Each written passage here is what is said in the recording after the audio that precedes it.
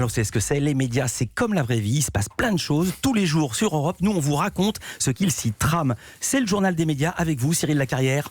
Bonjour Cyril. Eh bien, bonjour Philippe, bonjour à tous. On commence cette nouvelle saison par un au revoir. Une page se tourne désormais. C'était donc le dernier Soir 3 semaines après 41 ans d'existence. Mais surtout, merci à vous tous, téléspectateurs de France 3 et du Soir 3 qui avez toujours été fidèles au fil des générations. La fin du Soir 3, vous venez d'en parler, c'est aussi alerte poncif, la fin d'une époque, mais quand même, rendez-vous compte, ce journal emblématique de la 3 date remonte à 1978, à une époque où France 3 s'appelait encore FR3. La fin d'une époque, je vous disais. D'ailleurs, cette disparition n'est pas franchement digérée. Certains syndicats de France Télévisions ont décidé de faire grève aujourd'hui même pour protester contre cette décision qu'ils qualifient de funeste. Mélange des genres bien français, certaines personnalités politiques se sont également immiscées dans le débat. 82 parlementaires ont écrit à Delphine Ernotte, la patronne de France Télé, pour lui dire qu'elle commettait une lourde erreur. Et puis en même temps, je l'ai dit avec Pierre Desreaux, le Soir 3 ne disparaît pas complètement. Et oui, absolument. Fini France 3, mais place à France Info, le canal 27, la chaîne info du service public qui lance sa 4e saison, crée ce soir une nouvelle tranche d'infos, France Info Soir, entre 21h et minuit, avec donc un journal qui aura toutes les allures de feu Soir 3. On écoute Alexandre Cara, le patron de la chaîne, qui nous présente ce nouveau rendez-vous. Le 23h, c'est l'héritier du Soir 3, c'est-à-dire que ça sera également un journal d'une demi-heure qui sera exactement au même format. Et donc, on va retrouver un journal sous une forme plutôt classique pour une chaîne d'info continue qui commencera à 23h, donc tous les jours à heure fixe. Ça sera le rendez-vous du soir du service public et qui s'achèvera à 23h30. Il y aura évidemment des bonus derrière et les gens qui sont habitués à ce rendez-vous sur France 3 ne seront pas déboussolés puisqu'ils retrouveront effectivement une présentatrice, des formats, des chroniqueurs, des rubriques, un éditorial qui est le même que celui de Soir 3 aujourd'hui. Alors Alexandre Cara nous dit que ce sera le même journal, mais moi j'ai eu dans le Canard enchaîné mercredi que les moyens ne seraient pas du tout les mêmes. Ah, la délicate question des moyens. Côté France Info, on l'assure, la rédaction de ce 23h travaillera dans les mêmes conditions que la précédente. L'équipe sera composée d'une quinzaine de personnes, dont une revenante, Patricia Loison. La journaliste est de retour aux affaires 4 ans après avoir choisi de mettre sa carrière entre parenthèses. Alexandre Cara, toujours, nous explique pourquoi ce choix s'est imposé.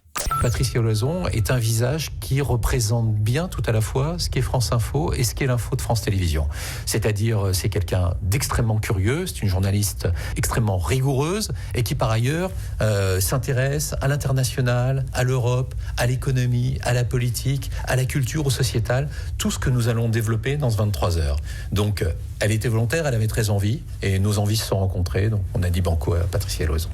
Banco, reste à savoir si les téléspectateurs feront aussi le banco entre France 3 et France Info. Si l'audience du Soir 3 avait baissé depuis plusieurs saisons, un peu plus de 500 000 téléspectateurs, la saison dernière, à cette heure-ci, il n'y a que 60 000 personnes devant le canal 27. Alors, deux manières de voir les choses, soit une formidable marge de progression, soit la catastrophe assurée. Et on va rester chez France Télévisions avec une rencontre inédite ce soir. Anne-Sophie, je vous présente Emmanuel. Emmanuel, je vous présente Anne-Sophie. Non, bien sûr, pas d'émission de rencontre ce soir, mais la première interview d'Emmanuel Macron par Anne-Sophie Lapix depuis qu'elle est aux commandes du 20h de France 2. Et c'est aussi la première interview du président de la République sur la chaîne publique depuis sa fameuse déambulation nocturne un soir à l'Élysée avec Laurent Delahousse. On vient de passer dans une pièce assez atypique pour vous montrer que vous changez beaucoup de choses parce que les Français connaissent pas parfaitement l'Élysée, vous savez. C'était en décembre 2017 et on se souvient de la forme très étonnante de cet échange où le journaliste et le chef de l'État se baladaient dans le palais de l'Élysée. Et c'est d'ailleurs le format de l'interview qui avait finalement retenu toute l'attention, plus que le fond, ce qui ne m'avait pas manqué d'en agacer quelques-uns du côté de la présidence. Alors ce soir, pas de promenade sur une plage à Biarritz. Non, ce soir ce sera un face-à-face, Lapix, Macron, un bon vieux entretien à l'ancienne pour parler G7 et enjeux internationaux, avec sans doute quelques questions sur les réformes à venir comme celle des retraites ou la loi bioéthique. Cyril, aux États-Unis, Disney fait monter la pression sur Netflix. Ouais, c'est l'hystérie chez les fans de Star Wars. Disney a présenté une nouvelle bande-annonce de The Mandalorian, ce qui s'annonce comme la série événement de sa future offre de vidéos à la demande par abonnement. Bounty hunting is a complicated profession. Don't you agree? Ce chasseur de primes est bien connu des amateurs de l'univers Star Wars. C'est lui qui avait vendu Han Solo au gros méchant Jabba the Hutt dans le 2e épisode de la trilogie d'origine. The Mandalorian sera mis en ligne le 12 novembre dès le lancement de Disney+ aux États-Unis. Et en France? Et c'est la question à plusieurs millions de dollars, Philippe. Ah bah oui, pour, le moment, pour le moment, aucune date précise pour l'Europe. Mais tout porte à croire qu'on devrait voir arriver Disney+ en France d'ici le printemps prochain. Alors justement, en France, 2 rendez-vous télé à nous signaler, Cyril. Devinez donc qui revient ce soir. Il a 51 ans, il n'a jamais été marié, il n'a pas d'enfant, il élève des vaches, notamment Salers, et alors il est connu comme le loup blanc dans la région pour sa bonhomie et sa sympathie. C'est vous, ça, Philippe, non? Mais non, c'est qui? C'est qui celui-là? C'est qui celui-là? On verra. C'est reparti en tout cas. Premier épisode de L'amour est dans le pré ce soir. Ah oui, sur M6. Mais oui. Je me disais que j'avais reconnu la voix de Karine Le Marchand. C'est elle. Voilà, vous aurez encore le droit à un maximum de petits sous-entendus coquins de Karine Le Marchand et bien sûr des tonnes d'amour. Un rendez-vous important pour la 6. L'an dernier, L'amour est dans le pré avait été regardé en moyenne par près de 4 millions de personnes. Alors c'est moins que la saison précédente, mais ça reste un programme solide pour M6. Et l'autre case à cocher sur vos agendas électroniques, c'est samedi soir. C'est le retour d'On n'est pas couché pour une 14e saison avec, attention, roulement de tambour, un nouveau décor. Une petite révolution car figurez-vous que jusqu'ici la productrice Catherine Barma se refusait mordicus d'y toucher.